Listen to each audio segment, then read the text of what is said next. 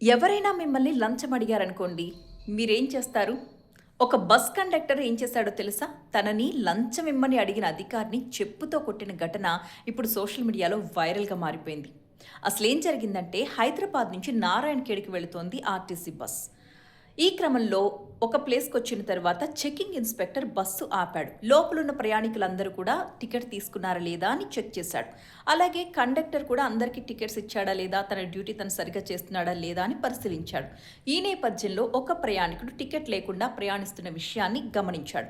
వెంటనే కండక్టర్ దగ్గరికి వెళ్లి అతని దగ్గర ఎందుకు టికెట్ లేదు, నువ్వెందుకు అతన్ని జర్నీ చేయనిస్తున్నావు టికెట్ తీసుకోకుండా అని అడిగాడన్నమాట.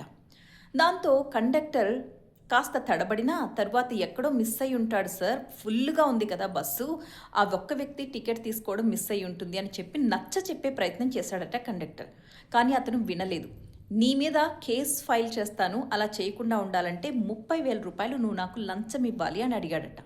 దాంతో చిర్రెత్తుకొచ్చేసింది కండక్టర్‌కి. ప్రయాణికులు ఇదంతా చూస్తూనే ఉన్నారు. ఎంత బాహాటంగా అధికారి లంచం డిమాండ్ చేశాడో చూడండి.